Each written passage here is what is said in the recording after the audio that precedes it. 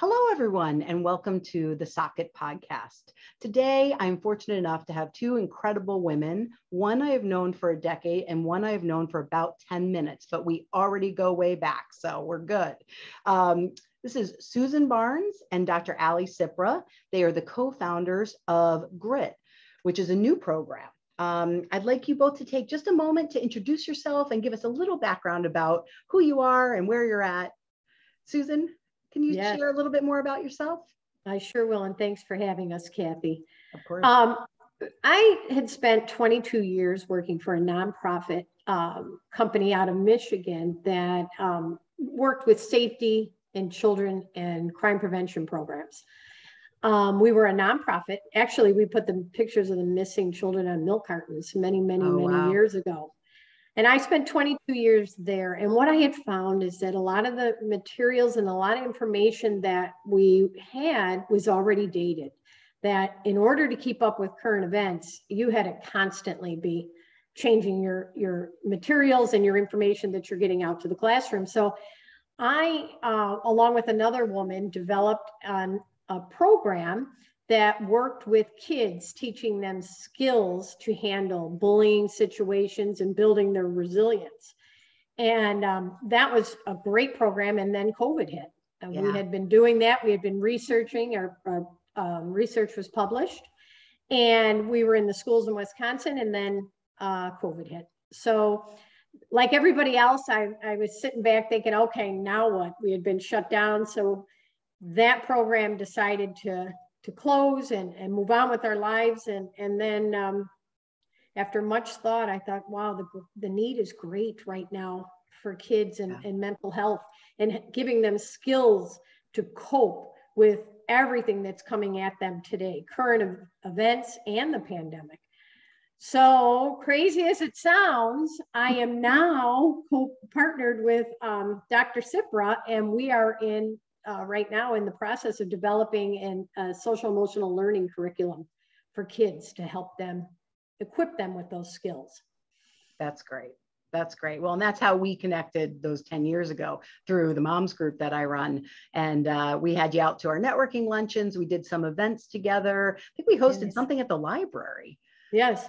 Yeah. Yes. And it was just wonderful. And the information was incredible. And I told my husband this morning, I was like, I will let you know, I can't think of anyone in my mind, two women with your partner that worked harder and had more passion about something that they were doing. And I'm really sorry that, it's very unfortunate that COVID shut you down. I know how passionate you were for it. You know what? Sometimes things end.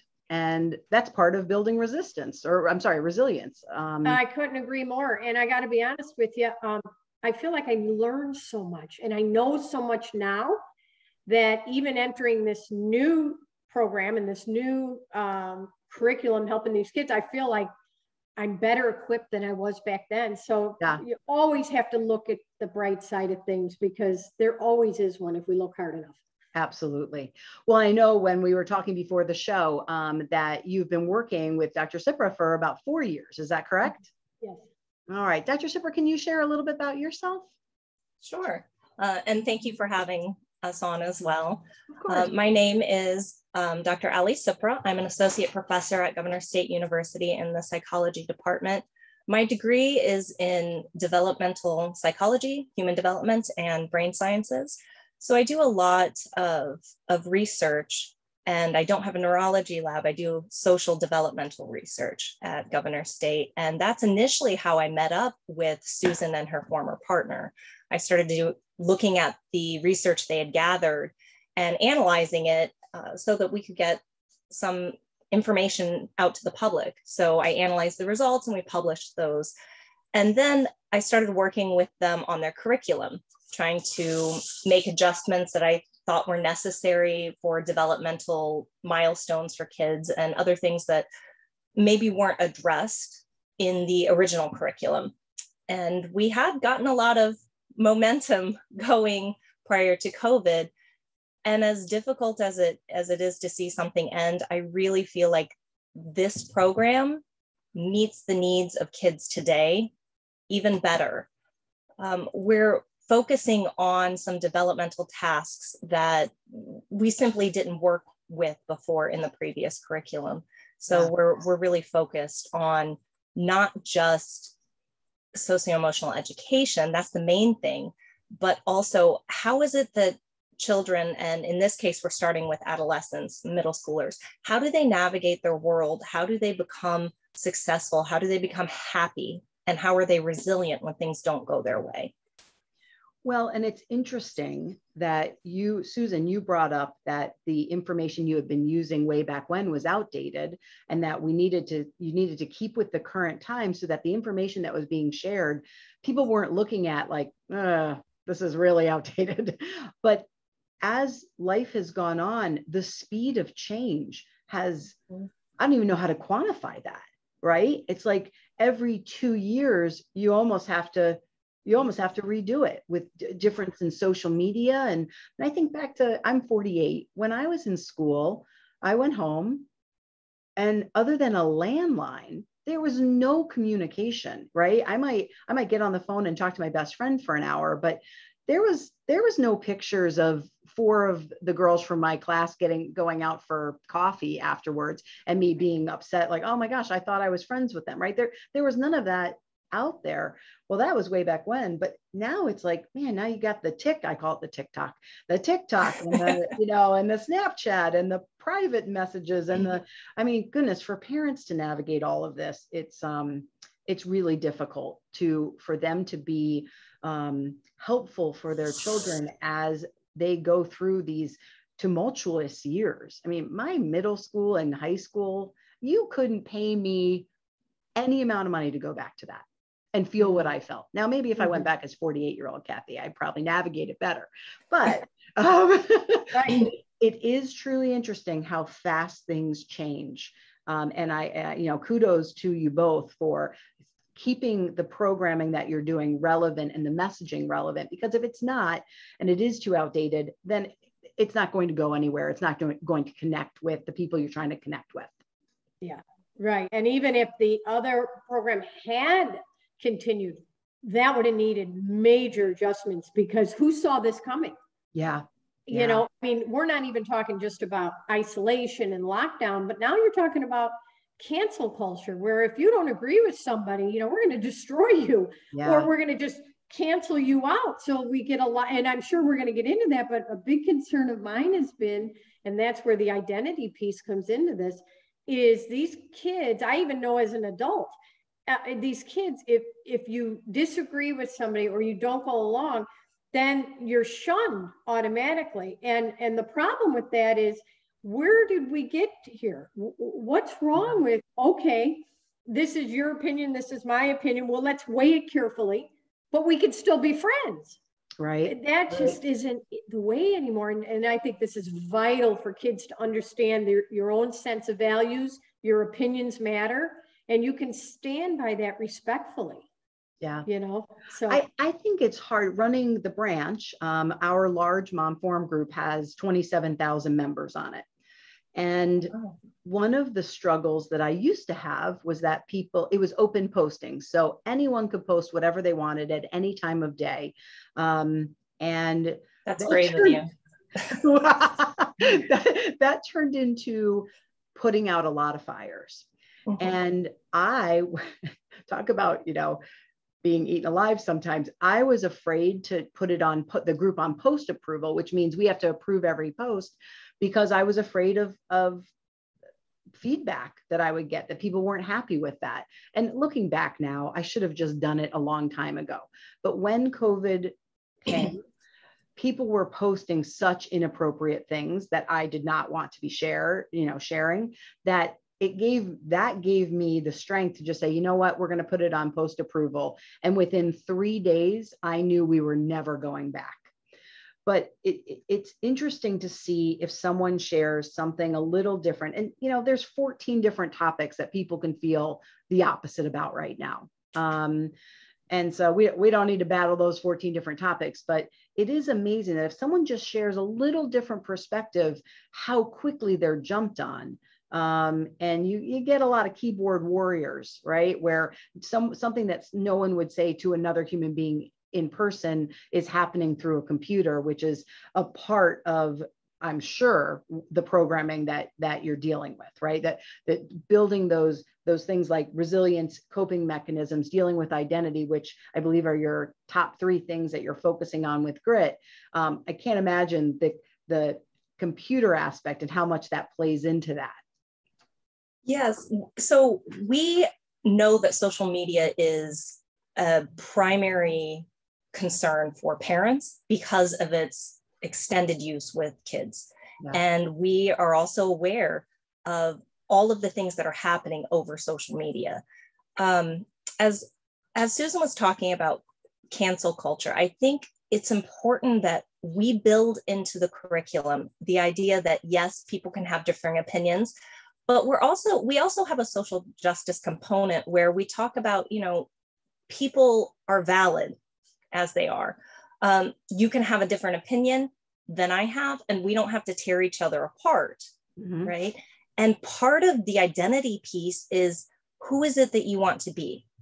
Figuring out what your principles are and how you demonstrate those principles through your habits. And then again, this is one of the components, that identity is developed through habits, and habits reinforce identity.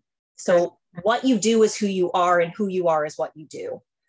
And so having strong beliefs is really important, but understanding some critical thinking processes behind that, and also conflict resolution, these coping mechanisms, critical thinking, this is all about conflict resolution in a teen's world or an adolescent's world, because it's much different than when any of us were kids. We didn't have social media then, and social media brings out this entirely new avenue where, like you said, keyboard warriors, you can say and do all sorts of things behind the protection of either anonymity or just not having to face consequences. And we want to bring back the idea of thinking through things prior to acting, taking responsibility for those choices, mm-hmm. and still having and building a community of people who can work together even when they disagree. Yeah. Yep.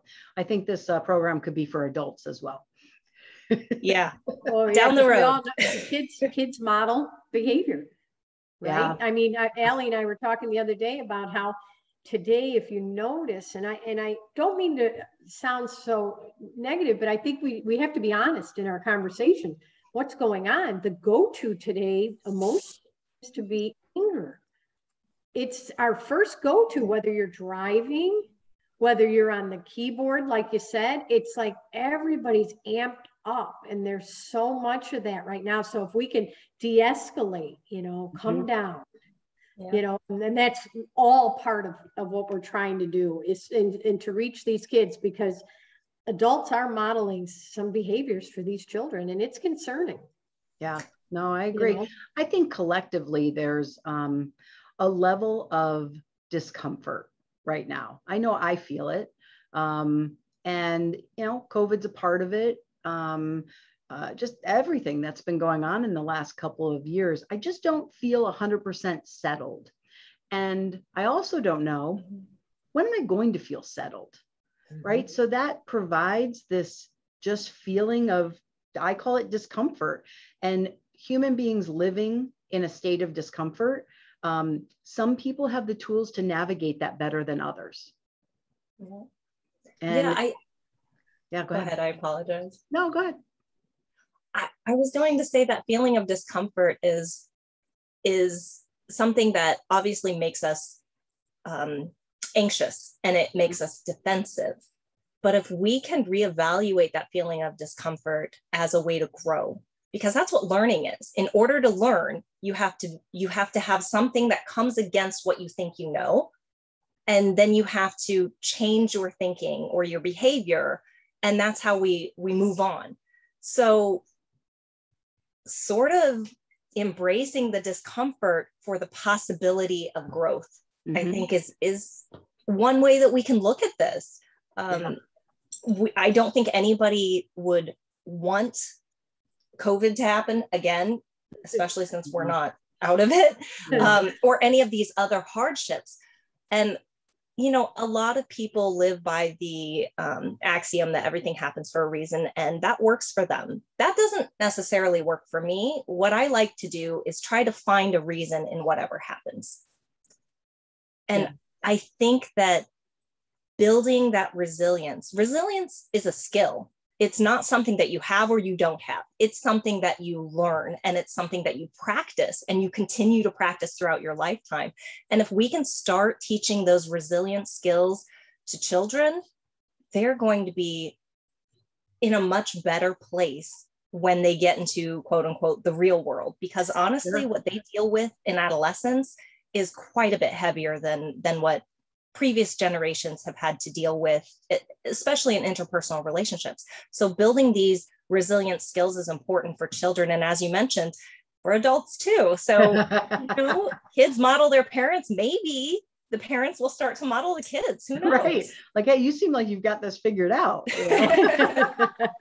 Well, and I know in the research I've done, I love the messaging of parents allowing their kids to fail and allowing kids to struggle. And I just had something that happened last night with my younger son. And the details don't even matter, but he said something that was really not nice. And I heard it, and he didn't know I heard it. And then I called him out on it, and we had a conversation about it, and he felt terrible. And he said it in a weird moment. And I know he didn't exactly mean it, but it came out of his mouth. And oh my goodness, did it take every little bit of my mama willpower to not, he went downstairs in the basement and he said, I just feel really bad. I shouldn't have said that. I didn't mean it. I don't know why I said it. And he was really hard on himself about what he had said. So he's like, I'm just going to go down the stairs in the basement for a little bit and just think. And he's good at kind of removing himself if he has an issue. And every part of me wanted to go down and make it better for him. Every part of me wanted to be like, you know what? It's okay. Don't worry about it. No, you know what? Sit on it. Think about it. Feel it. Sit with the discomfort. Sit with the discomfort, right? And this morning he, you know, got up and went to school before I woke up. And, you know, I still have a little discomfort over it. And part of me wants to reach out and be like, hi, how are you doing? No, I need to let him, he's a senior. I need to let him process that emotion, feel, ooh, I shouldn't have said that. So it's interesting. Yeah. I see a lot of parents that, you know, a child gets a B and they're a straight A student and the parent is going to the teacher. I've talked to college professors where the parents are still calling the college professors. I don't know if you see that at all, Dr. Cipra. I do see that. And I just say, I'm sorry, FERPA. But you know, importantly, in your story that you just explained about your son is what you're teaching him for his future relationships. Mm-hmm. You know, that is just vital, is that we're teaching them and you're letting him feel that. He's going to think about that now next time when he's with his girlfriend or wife to be. Yeah. That's an important lesson, because I truly feel that all starts at home. Yeah. You know, and they know what the boundaries, and they understand. And the rescuing, we all know hasn't worked, right? Oh. I really think and this quick story, and it sounds harsh, but my dad got sick when we were very, very young, in high school, just entering high school, with leukemia. So he knew he wasn't going to be around long. And he would force us to do things without his help. And we just thought that was cruel. And I remember saying to him, I got my blue slip. Imagine that, how excited you are. And I asked him to take me to get my driver's license. And he said, no, find a way. Now, I was devastated. And I was like, he's the worst dad in the whole world. Well, anyhow, I found a way. My neighbor, who was going with her daughter, took me and I got my driver's license. I never forgot that, because the sense of accomplishment I had coming back with that driver's license. And I knew what he was doing, because he wasn't around much longer. He taught us that we were capable. We can do things if we try. And we were independent. Yeah. And the sense, I always, even with whatever's going on in the world, I know I can handle it. And that's priceless. That's what we're talking about, knowing I can handle that in whatever situation, so that's vital with our youth today, is to teach them more of those skills. Yeah. I know for my kids, there's one part of it is I'm fortunate. My kids they fit into the box that does well in school. They don't have ADHD. They can sit for periods of time. They are social. They certainly, they're not perfect by any means, but I just say that as a caveat because I know some people have struggles that I don't deal with. But because of where they're at, we've handed them, my ex-husband and I have handed over them responsibilities before where I see a lot of their peers having those responsibilities, working a job to make money to take your girlfriend to the movies or to pay for your gas, or, they both pay for a nice chunk of their car and their car insurance. We help a little bit, but so they kind of know that that's how you do life. You can do it for yourself. And sometimes I felt a little guilty because I see other people kind of just handing their kids stuff, but I still think like, I want my kids to have a great work ethic and manage, Christopher's going to chiropractic school and he's now making sure that he gets all of his credits to be able to transfer and move to Davenport, Iowa to go to Palmer Chiropractic. Again, my mama heart wants to be like, did you call Emily? Are you sure you got enough classes? Like, you know what? It's his life. And if he doesn't get enough classes, it's going to push him back a few months. Okay, well, he should feel that if he doesn't do what he needs to do. I don't know. That's just my take on parenting. But what do you see when you have children that you feel could really use a program or something like you're doing with Grit? Where are you finding the biggest issue? I know that's a super big question, but Dr. Cipra, are there a couple of kind of key elements that you find that are common denominators? Yes, and I think we've kind of hit on them in both of your stories here, both yours and Susan's stories. The idea that when someone does something wrong or they make a mistake, that they need to sit with that and figure out, is this who I want to be? Mm-hmm. So that's the identity piece. And that's one of the things that our program really focuses on that others do not. And I think it's really important, figuring out who it is you want to be and how you get to be that person. Mm-hmm. And then also the resiliency and becoming autonomous. Things are going to happen. You're going to fail sometimes. You're going to get a B+. And no, mommy and daddy shouldn't come talking to your teacher to try to get you an A. You shouldn't even come talking to your teacher to try to get you an A. You should try to figure out why you earned a B, not why they gave you a B. That's the teacher in me.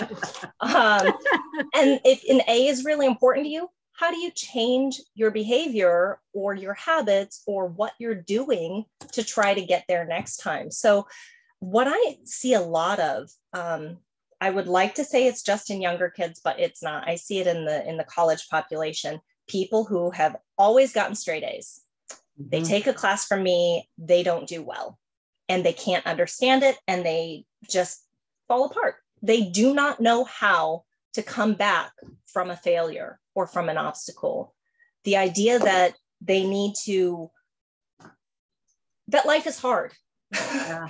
Right? Yeah. Life isn't going to give you everything because your caretakers, your parents aren't always going to fix it. They're not always going to make it better for you. And that's really difficult. I'm seeing a lot of that in first year and second year students at the university level. So I know it's starting much earlier. And we have to teach kids that it's okay to fail. That's how we learn. That's how we change. That's how we grow. It's not okay to fail because you didn't try. It's okay to fail because you were wrong or because what you tried didn't work. And then you try again and you start from another link on the ladder. You're not starting from the bottom because you already know one thing that didn't work. Yeah. So now that's one more piece of knowledge you have. And just teaching kids that failure is not something to be avoided at all costs, that what we ought to do is look at failure and see what we can learn from it to be better and to do better. That is one of the key things that I'm seeing in both. I have an 11-year-old daughter. So I see that in middle school students, and then I see that in my college students, that they don't have the resiliency, and then also those coping mechanisms. So the resiliency is bouncing back afterwards, right? But the coping mechanisms for, okay, but how do I handle it right now? How do I handle it when it all feels like it's too much? So we focus a lot on emotion-centered coping and problem-centered coping in our curriculum. And you'd be surprised how many people are not aware of these different constructs. I don't want to keep talking if you want me to. No, talk. I actually want you to go deeper into it, because I don't, you're saying words and I'm like, oh yeah, that sounds really good, but I'm not 100% sure. Can you give an example of 2 of each of those? Okay, so briefly, the idea of problem-centered coping is there is an issue, a problem, something you want to change, and it can be changed. So what you have to do is make a plan, or really a plan A through Z, for how to take those steps to change the outcome or the problem or the situation, right?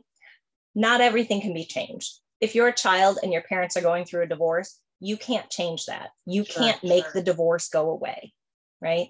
So for situations like that, we go to emotion-centered coping, okay? I can't change the thing, the problem. How do I change how I respond to it? How do I change how I look at it? How do I change my emotions attached to it?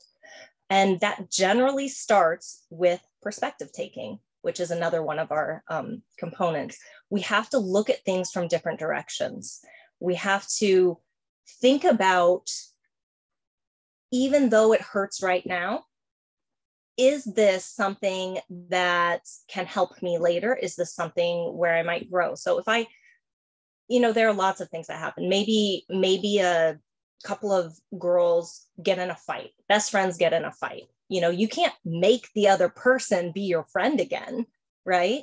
You could try problem-centered coping with, the problem is we're not friends. What can I do to try to change that? But in that case, you would need to approach both things. You would also need to think about, okay, well, what are the emotions I'm feeling when this person comes back and talks to me and I'm just angry and I'm mad and I just want to yell at them? How can I change my emotional response to them? And what most people do is they have a reaction rather than a response. A reaction is kind of that gut, like, yep, that's it. And a response is taking a step back and thinking about things in a larger context, which is really difficult for everyone to do, but it's especially difficult for adolescents. So it requires a lot of practice. When I teach these types of things to teachers, I liken it to the serenity prayer, right? Change the things you can, accept the things you can't, and know the difference. But we're doing it in a kind of research-based way, if that makes sense. And it's not just, I can change it or I can accept it. It's how. How do I change it? How do I accept it? And these emotional reactions start with cognitions. You have to change what you tell yourself. You have to change how you think, and eventually you'll change how you feel. And that is no small task. No. No. It's really not. And then you have the beast, I call it, of social media. Yeah. We're up against an animal here. And a perfect example of that is that poor young girl, Gabby, that was murdered when she was out with her boyfriend. And what I want to say is social media, every post that they had posted looked positive and they were in love and, everything looked great because we all put our best moments on online, right? The highlight reel, they call it. Exactly. And look at the truth of what's coming out of this now. There was trouble in the relationship. I'm not by at all, accusing the man. We don't know yet what happened. But what I'm saying is you knew that there was problems in the relationship. You would have never known that by the posts. Now imagine these, I'm in my 50s, you're in your 40s, you're in your 30s. So we've got every decade represented here. And we know ourselves looking online, how you feel, certain things you see posted like, and you got to step back. Now imagine kids today. Can you imagine? No. They haven't lived long enough to know that they're just putting out their best. You and I could step back from it and say, you know what, wait a minute. I know that, where this is coming from. I can identify whatever and scroll past. Today, they are bombarded with these false images of what reality really is. So in their mind, we've created this life that should be that. Right. That isn't even possible. It's not possible. It's not not even attainable. Yeah. And yeah. I remember this was years ago. I joined Facebook in 2009. It's actually when Nate from Moms Network started. But anyway, I remember starting to share some of the things I had been through. I'd been through a bankruptcy and a divorce, and I lost my home in 2008. It was a super awesome year, as you can imagine. And I remember making— You're obviously resilient. Hey, you know, that's a lot of therapy. That's exactly where that came from. But I remember I made a post when I bought the home I'm in now, which was almost 8 years ago. And I shared that I had been through this. And I shared that, you know, I really kind of climbed my way out of a financial hole where I had $100 to my name. And built myself back up and kind of started from the ground up. And I had a good friend of mine, reach out and say, you know, you shouldn't share such personal things on social media. And I looked at him and I said, you know what? Someone's got to raise their freaking hand. Someone's got to say something that's not perfect online. And the messages that I get when I share certain things about the body image issues I've had or the confidence issues I've had, it's all really where Socket came out of at the end, was the times in my life where I've struggled, how crappy that felt during that time, and learning to sit with a season of fear, of discomfort, like we've talked about, and knowing it's not going to last forever, and finding those tools, emotional tools, to get myself out of that place and not just, you know, throw the covers all over my head, suck my thumb and call it a day, which I certainly wanted to do every once in a while. I still have days like that. Like last Friday, I woke up and it was crappy out. I'd been crappy all week. And I was like, I am not in a good mood. I think I took a nap at some point. I just wasn't in a good mood. I was like, all right, well, it's going to be a down day. And so instead of putting so much pressure on myself to have this great day, I was like, you know, I'm going to rest a little bit today. I'm going to, you know, drink a lot of water, go for a walk and see if I can get myself out of this. And the next day I got a good night's sleep. I woke up, I was like, all right, cool. Well, that's over. Right. So that's such an important thing to do. And I think many of us learn those skills throughout our life course, but kids don't have them yet. Yeah. And especially the brain doesn't even function all the way. Right. It's not fully developed. The temporal aspect of that is really important. You said it's not going to last forever. Mm-hmm. That's not the way that adolescents think. Yeah. They really feel like what I'm going through now, what I'm feeling now is something that, number one, nobody else has ever felt, especially mom or dad, right? And that it's never going to get any better. And that's why we see these really elevated instances of mental health concerns, of suicidal ideation and attempts, because kids don't have those skills yet to understand that it's not permanent. This is not permanent. So we're trying to help. We're trying to teach kids, you know, you can come back from this. You just have to step out of it first. You have to step out of it and know that, yeah, some days are going to be crappy. And that's okay. That doesn't mean tomorrow's going to be crappy. And guess what you did, Cathy, without even thinking about it? You used problem-centered coping, because you said, okay, it's a crappy day. I'm going to go for a walk. I'm going to do these things that make me feel better. Yeah. That's what we need to teach the kids. Yeah. Yeah. And it feels, I'm sure, I mean, as we're talking about this, it's like, you just want to like plug it into everyone's brain immediately. Like, hey, that's literally how the word socket came about. My podcast and the website's called Socket Plug Into You. And I was sitting with my graphic designers and I I had no idea what to call what I wanted to create. All I knew is that I felt like I had things to share, and that I knew I had the tools and the emotional intelligence to understand so many things through the, again, years of therapy I've done and the things that I've been through. And I looked at the one woman and I said, sometimes I see a friend struggling, and I wish I could take a part of my brain out and plug it into theirs so they could see how I would view that and how I would deal with it. And she literally was like, I've got the name. And that's how Socket Plug Into You came about. And it's really about helping people identify, I mean, there's so much psychology in day-to-day living. And if you don't understand projections, you don't understand that most people are dealing with hurts that come out in the wrong way.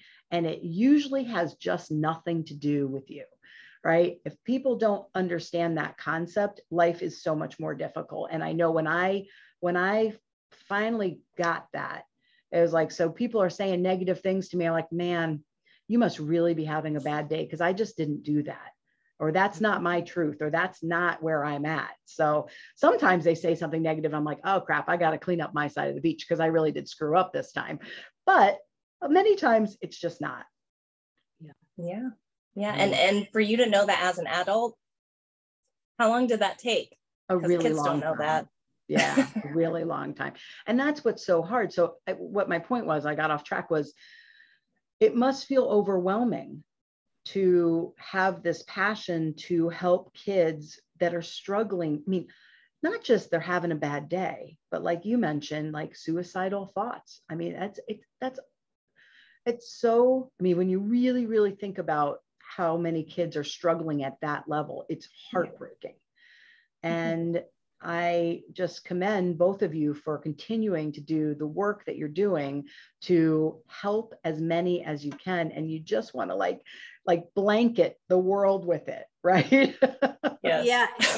You know, I was listening to an expert on the news the other day say that we're just now going to start to see the ramifications of current events and the lockdown, that the day school was shut down, we should have been working on, you know, what to do.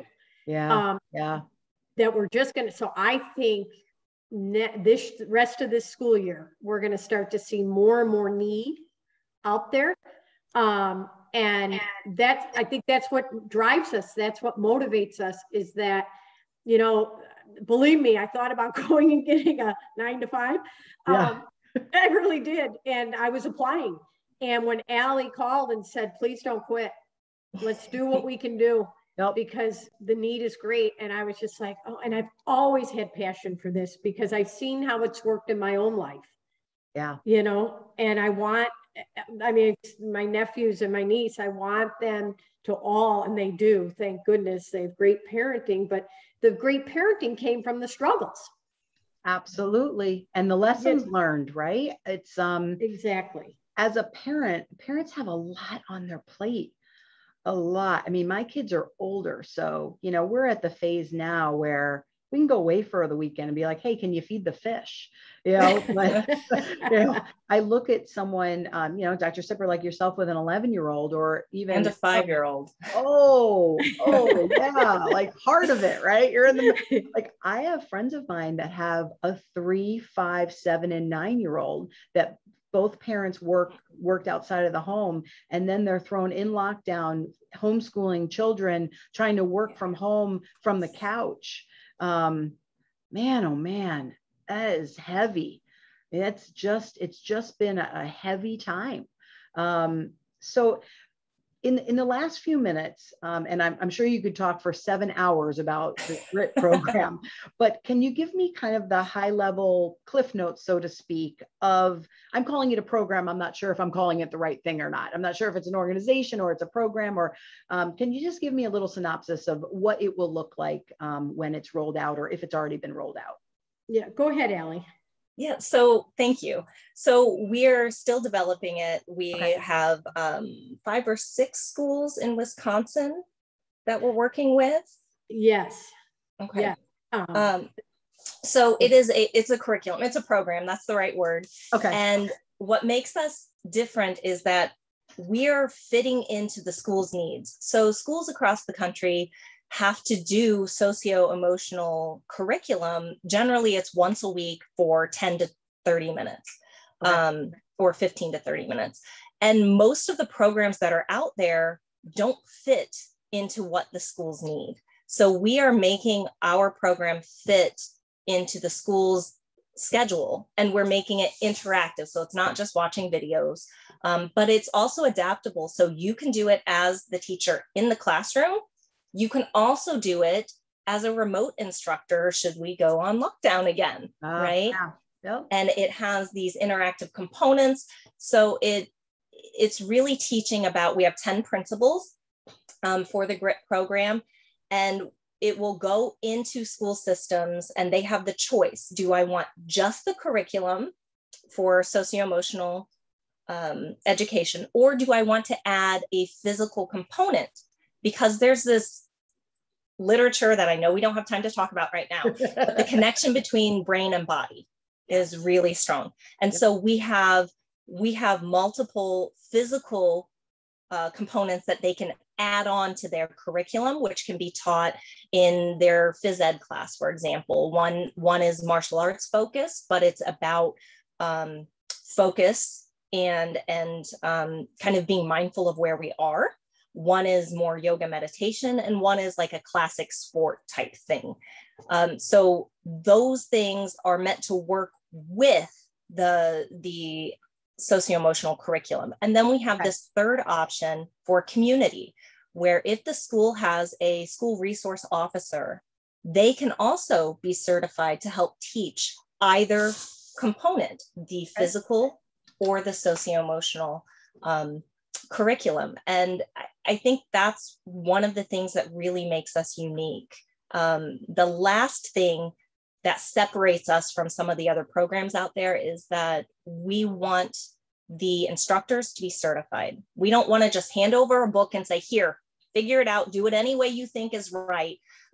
We know that people are experts, and we are not trying to create automatons. We want people to have some freedom in it, but we want them to really understand the principles of the program. So anyone who teaches grit is going to be a certified grit instructor.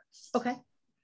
Well, that all sounds wonderful. And in the middle of that, I had a flashback, Susan, of our networking group doing push-ups or something, right? Oh, do you remember? Events, right? I mean, you talk about, I'm a chiropractor, right? Mind-body connection is Yes. my jam. We could get into the whole, people don't move their bodies enough. That's a whole nother podcast. Another podcast. Yeah, invite us back. But you're right, especially with this, Zoom and all these other things. You're right. Moving the body mentally helps you so much. Absolutely. It really does. We see it in our practice every single day. While it's, we've been one of the beneficiaries of COVID as far as from a business perspective. People are like, I need to take care of myself. Like, I need to get my health in order. Vaccine or no vaccine, like wherever you are on that, like no matter what, we have to take care of our physical body to create physical health for ourselves. We are in charge of that. We are empowered to do that. And today's American lifestyle does not necessarily lend to health. Very true. Very true. So, notice we're all quiet about that. I know. It's just such it's such a complex issue, right? We're certainly not going down that path right now, but it's a complex issue with 14 different parts to it. So, but anyway, I wanted to thank you both for coming on and being here and sharing this information and having this great conversation about this super important topic. It's a topic that just can't be talked about enough or shared about enough. And I would love to do a part 2 at some point once you roll out your program and see how it's going, and have you back on. We would love that. Thank you. We would absolutely love it. And just so you know, a time frame, we are planning on having it in February, as early as February, completed. Yep. And then we're hoping that the schools will implement next fall. Absolutely. All right. Well, that sounds good. I know it takes a lot of work. We're just redoing our website for the practice, and it just amazes me how much work it is. So I know you're building something from the ground up. So keep going. It's so needed. And I appreciate you both taking the time to come on and share with us. If someone's looking to get in contact with you about grit, what would be the best way to reach you? If they could, because as you're mentioning websites, we're in the process of getting one built. But to reach me would be great. Susan at 708-932-9708. Or your email that's a phone address. number. Yeah. Okay. That's my phone number. Like, that's a really weird email address. I'm sorry. I see how old fashioned I am. I talk to people. I love talking to people. But anyhow, yes, my email is slbarnes, BARNES, 1127 @gmail. All right, great. Well, thank you to you both. And I hope you both have a great day. And for everyone listening, I hope your day is filled with resilience and problem solving. Have a great Cathy, one. thank you. Thank you. Bye-bye.